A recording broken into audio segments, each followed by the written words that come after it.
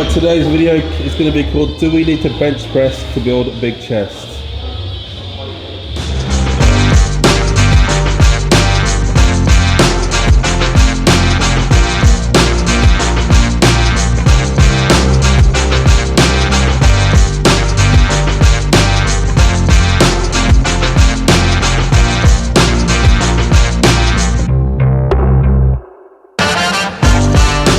Okay, so this video today, we're going to be talking about do you need to bench press to build a big chest. I'm going to show you some alternative to exercise to bench press. Obviously there's pros and cons to bench pressing, but you've got to do what suits your physique. And recently I have been doing a lot of bench presses. My strength has definitely gone up, but has my chest got better? Arguably, I don't think so. Problem with the bench press, because where your arms are placed, you can't get a good contraction. When you sort of swap over to dumbbells, you get a better stretch and better contraction. You've got more sort of more freedom, more sort of control, better contraction. And if you can't get that contraction, then you're not stressing the muscle. So today's first exercise we're going to do incline dumbbell press.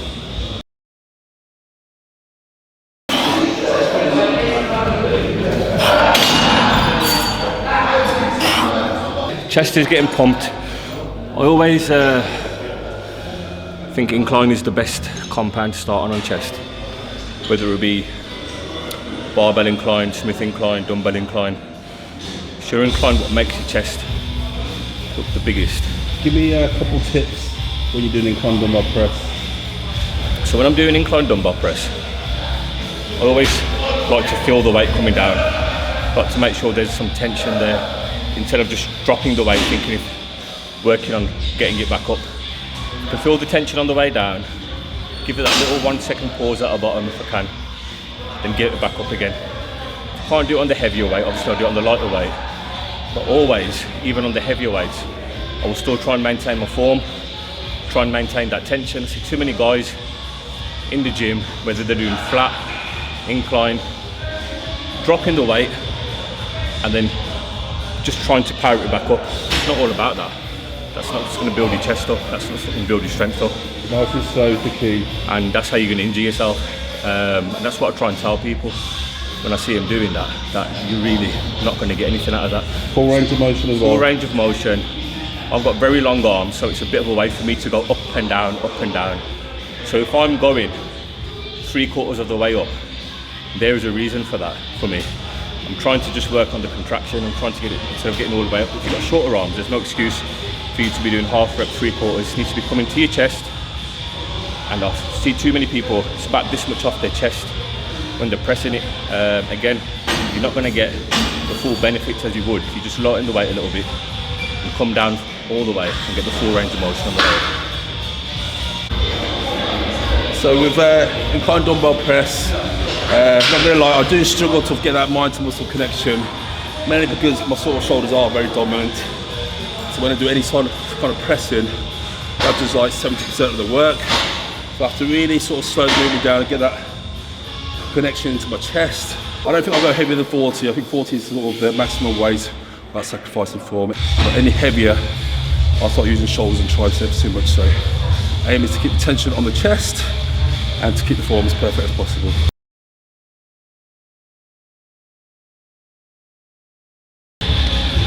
Okay, so if you do struggle to feel your chest, this is where beauty of machines come in. And this particular piece, Atlantis, great piece of equipment, and got 2 different handles in here. I prefer the sort of closer handles, so you get that better contraction. And today we're going to do like time with the tension, 3 seconds down, 1 second pause at the top. So if you do struggle on your chest, slow the movement right down, emphasize the negative portion.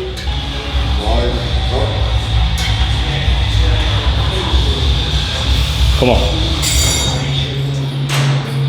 Tension down.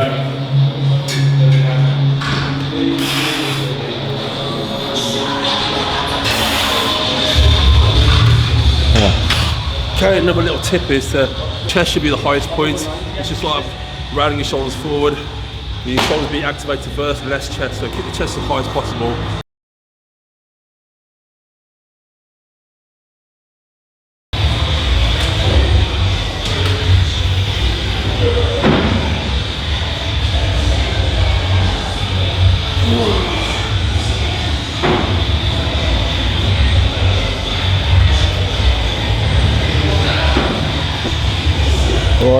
any tips for flies, how to do them? Always important to make sure your shoulders are retracted back. Your shoulders are locked back, whether you're doing pec deck, any kind of flies. Make sure you're locked into position and you're completely using your chest. I always find just giving myself a little flick, the wrist here, and squeeze that little bit more in, pretending like I'm trying to crush some walnuts, just walnuts, in between my chest. Once that's done, touch the dumbbells at the top, or I never ever touch the dumbbells at the top. It's just a thing. Don't believe in touching at the top. I believe trying to squeeze together. Once you've touched them, you're almost taking it off. You know you've touched them. Psychologically, you've just stopped that squeeze. Tension. Keep the tension on the whole time. Again, whether you're doing dumbbell flies, cable flies, pec deck, common mistake that I see is too many people, again, using their shoulders into it, leaning forward, keeping their head tucked into the chest.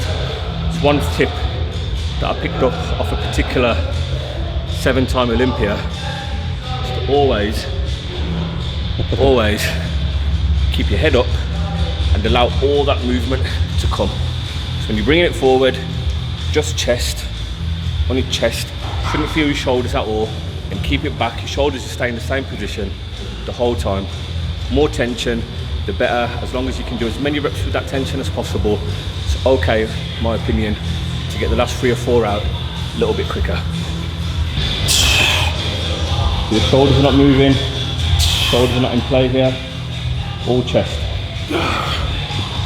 So, dumbbell flies is one of the few exercises I do feel on chest because it sort of eliminates shoulders and triceps where I am predominantly stronger. So the whole movement is all chest, get a nice stretch at the end of the rep and get that nice contraction. Even though there's no tension at the top because your arms are vertical, it's still good to gauge, sort of twist your little fingers together to get that activation of the inner chest. So if you do struggle to build your chest, definitely prioritize dumbbell flies, perfect the form, make sure you drop the weight, drop the ego, really concentrate that mind to muscle connection. Don't use loads of weight, otherwise you'll be using too much shoulder. Drop the weight and make sure you feel the tension from the beginning of the rep to the end of the rep. There we go.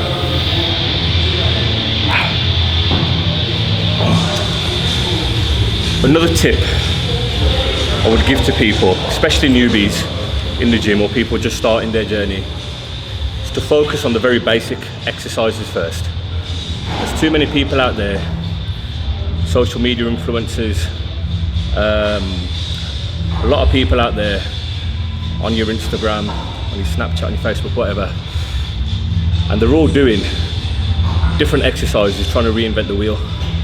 I guarantee you, some of the exercises that are out there at the moment that your favorite person is doing is not how they built their chest. Some of them have been training for years and years and years and are at a stage where they can just do exercises to maintain their chest, or they don't have to do, again, what would be considered the very basic movements to carry on building their chest or maintaining it. So a lot of people are coming up with new ideas, fresh ideas, again, trying to reinvent the wheel because they're at a stage they can do that. You just need to learn the fundamentals, the basics, build up your chest that way. Then you can start doing all the other fancy shit that people are doing.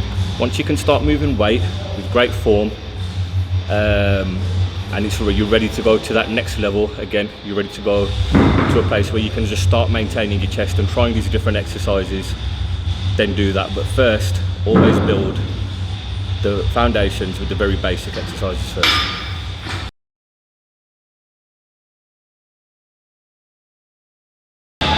Okay, so we're next moving on to the hammer strength machine press. Great machine, and a lot of the top gyms have this particular piece.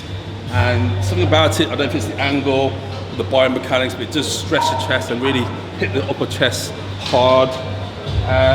We're going to do time and tension, 5 reps, 3-second negative, 1 pause, and we'll do 5 reps, then a further 5 reps just normal. And we're going to put a little band on here just to increase the tension on the attracted phase. Now with me, I do have a tendency to sort of go a bit too deep where I put too much strain on my shoulders, so a little tip is to go deep, but not too deep where you lose that tension on your chest and transfer it onto your shoulders. So stop about an inch, 2 inches before you bottom out. 6, come on, push, push, push. How does that feel? Everyone. Bands make a massive difference. Especially the thicker bands. Thicker bands make a massive difference. When they're not on there to help you, they're there to stop you. That tension you feel.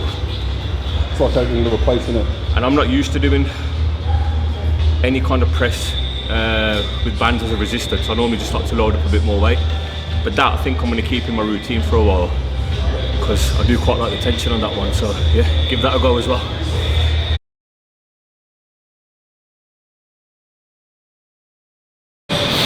Okay, so our last movement for chest, we're going to be doing a bit for the lower and outer chest. Sticking with decline Smith machine. We were going to do dumbbells, but because the bench is so heavy, we can't be asked to move the bench. So declines, great movement, and this doesn't stretch your shoulders as much as normal bench press.